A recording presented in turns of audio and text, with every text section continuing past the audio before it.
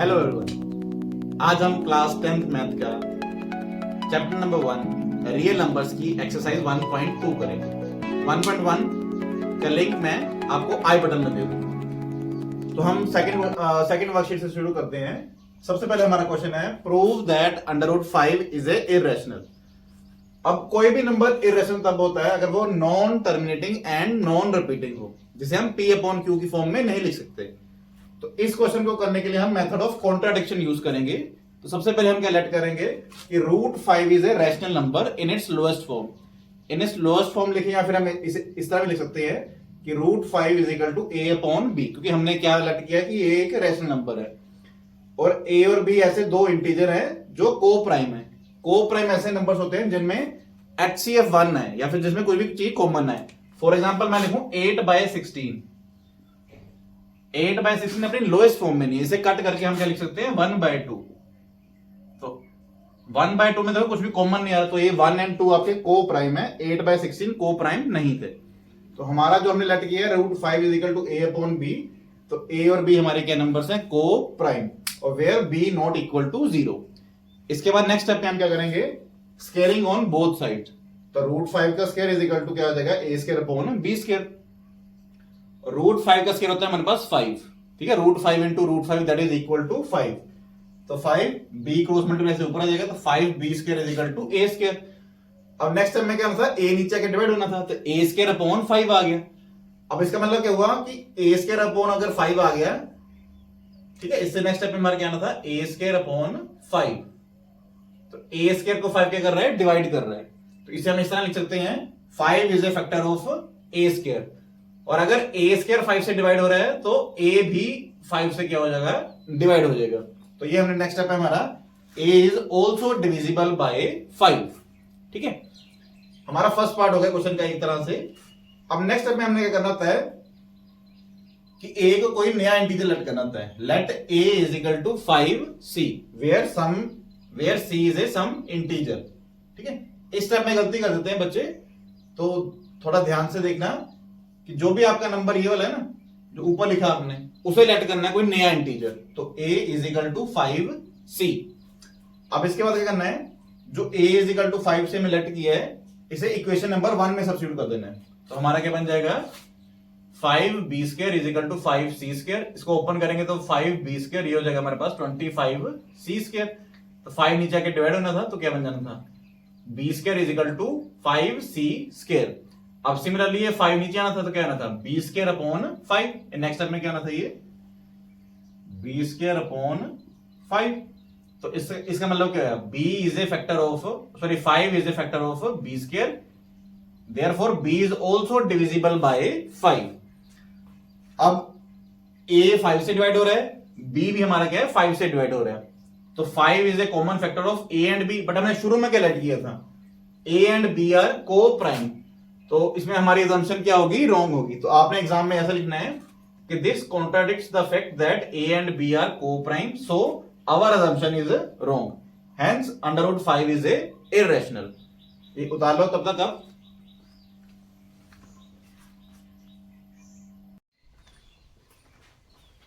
Second question है prove 3 + 2√5 is a irrational number. इस question में पहले हमें √5 इज इररेशनल ये प्रूव करना पड़ेगा। और अगर आपको क्वेश्चन में पहले गिवन है कि √5 इज इररेशनल, तो फिर आपको √5 इररेशनल प्रूव नहीं करना पड़ेगा, ठीक है। तो इस क्वेश्चन को हम कैसे करेंगे, इसके भी हम by method of contradiction solve करेंगे। सबसे पहले हम लेट क्या कर लेंगे कि late us assume that 3 + 2√5 is a rational number in its lowest form. तो therefore 3 + 2√5 can be written as A/B, where A and B are co-primes, such that it has no common factor. A and B have no common factor.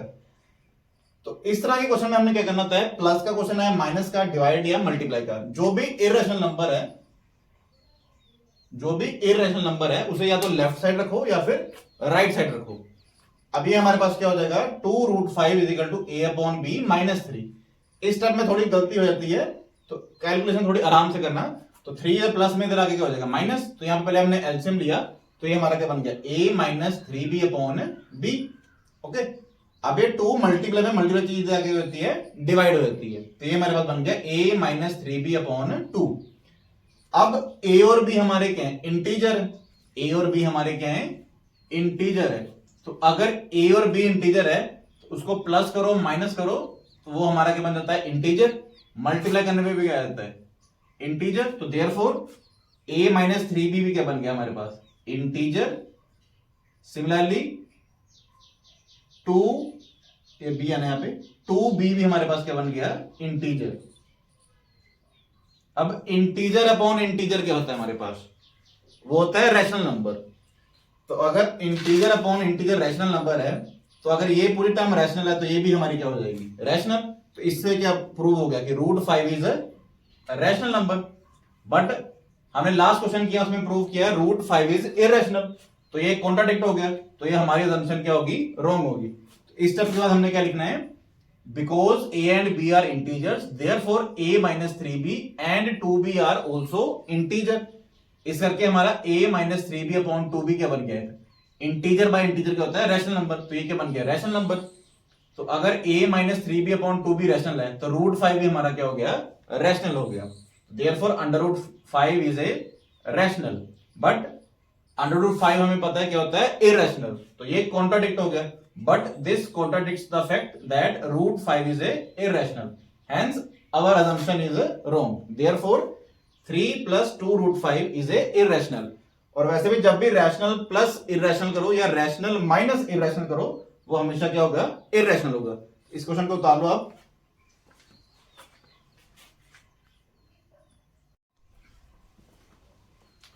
Next third question का first part है हमारे पास, prove 1 by root 2 is irrational.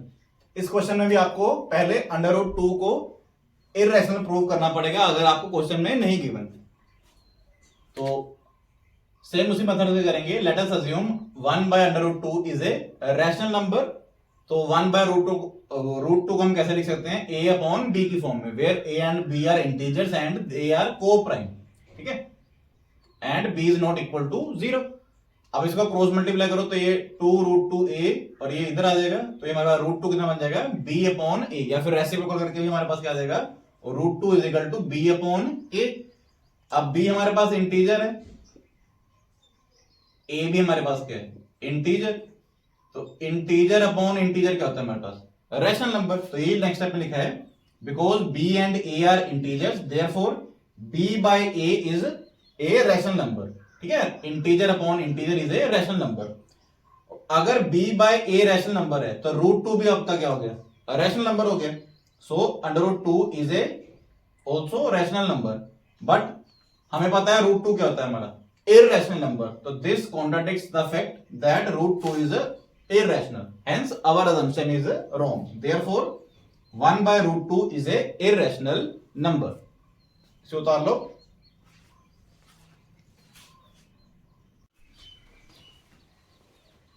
Third question का second part है हमारे पास, prove 7 root 5 is a irrational number. अब ये सेम क्वेश्चन जैसे हमने पिछला क्वेश्चन किया सेम उसी तरह है। तो सबसे पहले हम क्या करेंगे, let us assume 7 root 5 is a rational number. तो 7 रूट 5 रैशनल से हम p अपॉन q की फॉर्म में लिख सकते हैं, that is 7 root 5 is equal to a upon b where b is not equal to 0 and a are b are coprime. अब ये दोनों मल्टीप्लाई में, मल्टीप्लाई टर्म इधर आके क्या होती है, डिवाइड होती है दूसरी साइड आके। तो ये हमारे पास क्या बन जाएगा, root 5 is equal to a upon 7 by b। अब सेम a इंटीजर है, 7b भी हमारा क्या होगा, इंटीजर होगा। तो इंटीजर अपॉन इंटीजर क्या हो गया हमारा, रैशनल नंबर। तो राइट साइड हमारी बन गई रैशनल, लेफ्ट साइड हमारी क्या है, इररेशनल है। तो अगर ये रैशनल है, a अपॉन 7b रैशनल है, तो रूट 5 इसके अकॉर्डिंग क्या बन गया, रैशनल नंबर बन गया, ठीक है। a and b are integer, therefore a upon 7b is also a rational number. मगर हमें पता है रूट 5 हमारा क्या है, एक इररेशनल नंबर है, देयरफॉर हमारी असम्पशन इस क्वेश्चन में क्या होगी, wrong. Therefore 7 root 5 is a irrational number. इसे उतार लो।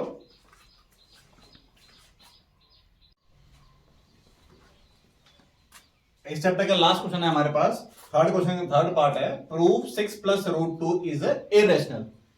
सेम उसी मेथड से करेंगे। Let us assume 6 plus root 2 is a rational number.